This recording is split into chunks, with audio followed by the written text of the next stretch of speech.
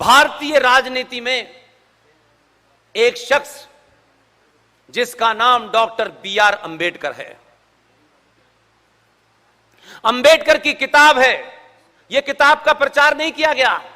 दुनिया के फ्रॉड का सुबह से शाम प्रचार होता है हमारे यहां, लेकिन अपने आने वाली नस्लों को तथ्यों पे, तर्कों पे, लॉजिक के साथ, फैक्ट के साथ, फिगर के साथ हमारी आने वाली जनरेशन जब बात करे पब्लिकली, तो बात उसके मुंह से निकले तो लोग कहें कि ये कैसे रंग का कपड़ा पहना है, ये महत्वपूर्ण नहीं है, लेकिन इसकी बात 100% सही है। हम ये नहीं बनाना चाहते हैं। बी.आर. अंबेडकर ने अपनी किताब पाकिस्तान और partition of India, page number 375, last पैरे में जो बात उन्होंने लिखी है, आज भी बड़े से बड़ा आदमी बोल नहीं पाता है। उन्होंने लिखा कि भारत का विभाजन मजहब के नाम पे हुआ था, और जिस मजहब के नाम पे हुआ था उन मुसलमानों ने पाकिस्तान मांगा था। वो पाकिस्तान चले गए, लेकिन भारत की धरती पर जब तक एक भी मुसलमान है, यह पार्टीशन अधूरा है। यह हिम्मत है कहने की किसी में? क्योंकि आजकल तो हम डीएनए तलाश रहे हैं। ऐसे नहीं थे कि लोग आपके बीच में बहादुर नहीं थे। इसलिए सिर्फ यह कहें कि उन कायर नेताओं की जिम्मेदारी थी, समाज कायर और लालची था। इसलिए आपके सामने दोनों तस्वीरें थी, ऐसा नहीं था। आज भी आपके सामने दोनों तस्वीरें हैं, सिर्फ आपने तस्वीर बदली है, इतना ही किया है। और कोई चीज छुपी नहीं थी हमारे दादा परदादा पिताजी से। उनकी मजबूरियां रही होंगी, लेकिन 70 सालों में सत्ता के इतर हमने एक समाज को तैयार नहीं किया जो सच को सच कह सके। सच आपके हक में है या आपके खिलाफ है, उससे सच की परिभाषा नहीं बदल सकती। हम ये डरते हैं बोलने से पहले, कहीं ये हमारी पार्टी और संगठन के हक में तो खिलाफ तो नहीं चला जाएगा। तब जब हम ये करते हैं तो आप राष्ट्र के गद्दार भी हैं और बेईमान भी हैं। इस सवाल से ऊपर निकलना पड़ेगा आप सबको। इसलिए 79 में एक प्रस्ताव आया, और प्रस्ताव क्या आया यह कोई नहीं बताएगा आपको। आपको पड़ोसी के घर में क्या हो रहा है, आप मजाक बनाइए कि वो आलू से सोना बना रहा है कोई, ये सब अच्छी बात है, ठीक है, पॉलिटिक्स में सब चलता है, लेकिन मैं पॉलिटिकल आदमी नहीं हूं, मैं पॉलिटिकल साइंस का स्टूडेंट हूं।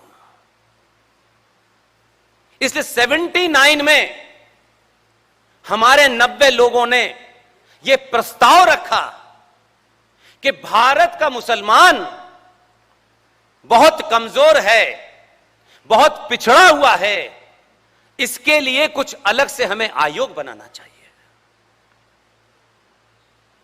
आपने यह प्रस्ताव पारित करके 79 में, जब आपकी गिनती 90 थी, यह प्रस्ताव आप लाए और आपने पारित तो किया नहीं, लेकिन प्रस्ताव तो आपका था। 1993 में नरसिम्हा राव की सरकार ने उसी प्रस्ताव को निकाला, उस पे से धूल हटाई, और इस देश में भारत के संविधान को रौंदते हुए उसी प्रस्ताव की बैकग्राउंड में, उसी के परिप्रेक्ष्य में उन्होंने देश में पहली बार संविधान को धूल बताते हुए नेशनल कमीशन फॉर माइनॉरिटीज बनाया। और हम चुप रहे क्योंकि प्रस्ताव तो हम ही लाए थे। कैसे बताएंगे हमारे लोगों को? हमारे लोगों को बताएंगे तो भड़क जाएंगे, फिर वोट कैसे मिलेगा? यह प्रस्ताव हमारा था, लागू उन्होंने किया, और जब लागू किया तब बोलती बंद हो गई कि बताएं कैसे। इसलिए एक नहीं कई जघन्य अपराध इस बीच में हुए हैं।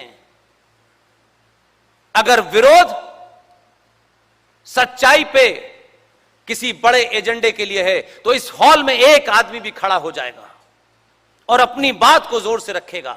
मैं कितना भी सच बोल रहा हूं, अगर उसकी बात सच होगी सब उसको सुनने लगेंगे। सिर्फ एक को खड़ा होना है, भीड़ को खड़ा नहीं होना। लेकिन वो एक इसलिए नहीं खड़ा हो रहा है, पता नहीं 20 साल बाद कहीं टिकट मिल जाएगी, और टिकट मिलने के बाद संसद में पहुंच के समाज सेवा होगी। जिनके एक मकान 2 कमरे के थे, आज 12 कमरे के मकान हैं। यही समाज सेवा हो रही है।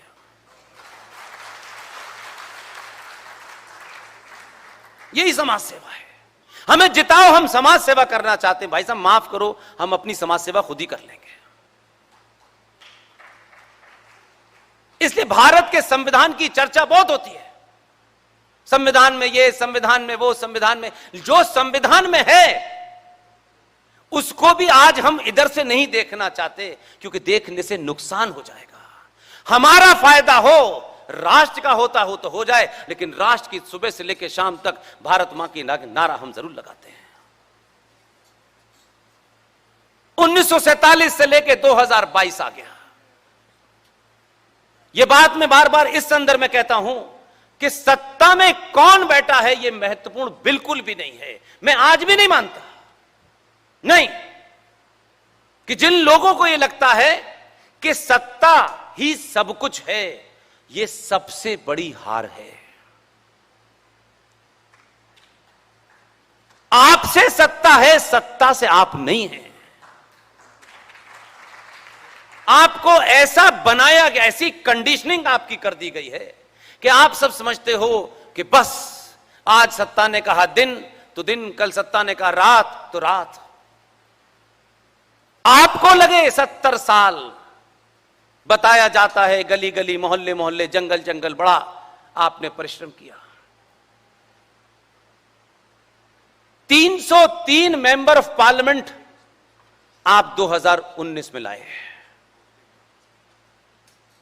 जिनके पास न जनसंख्या थी, न वोट की ताकत थी, और ना ही उन्होंने कभी यह ख्वाब देखा कि भारत की संसद में 303 आएंगे तब हम इस भारत के अंदर अपने इस्लामिक एजेंडे को लागू करेंगे। कभी यह गलतफहमी का ख्वाब उन्होंने नहीं देखा। इत्तेफाक की बात है कि मेरा जन्म हिंदुस्तान के उस शहर में हुआ है जहां पाकिस्तान का जन्म हुआ था, इसलिए उसकी बात मत करो, क्योंकि आज तो हमें सत्ता चलाने के लिए चुप रहना है। आज भी ये पूरा देश मोहम्मद अली जिन्ना को मानता है कि उसने पाकिस्तान बनाया। आज भी हम ये मानते हैं। बड़ी संख्या में अध्यापक, बड़े बड़े हिस्टोरियन, बड़े बड़े सोशोलॉजिस्ट सिर्फ फेस पे क्या है उसी पे जाते हैं, उसके पीछे कौन था उस पे नहीं जाते, क्योंकि उससे हमारा एजेंडा पूरा नहीं होता। जिन्ना इस पूरे पार्टीशन में कुछ था ही नहीं। आपको बदख्याली होगी, मैं वहां पैदा हुआ जहां से निकल करके पाकिस्तान का पहला प्राइम मिनिस्टर बना लियाकत अली खान। मैं उस विश्वविद्यालय का छात्र रहा हूं, कोई कंफ्यूजन नहीं है। 29 दिसंबर 1930 को मुस्लिम लीग का अधिवेशन प्रयागराज में हुआ। मुस्लिम लीग के उस अधिवेशन को मुस्लिम लीग के अध्यक्ष कौन थे?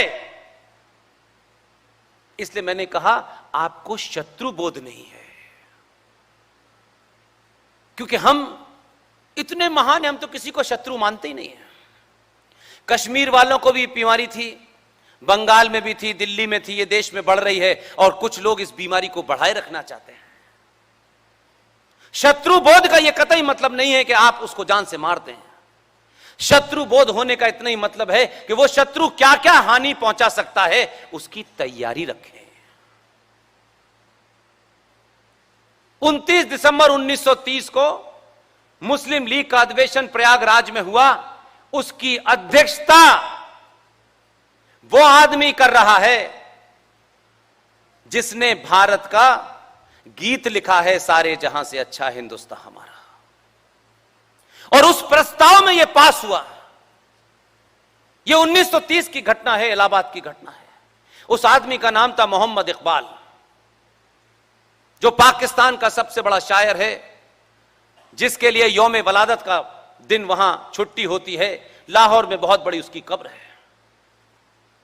उसने यह कहा कि भारत के वेस्टर्न बॉर्डर पर जो जो मुसलमान बहुल इलाके हैं उन्हें अलग कर देना चाहिए।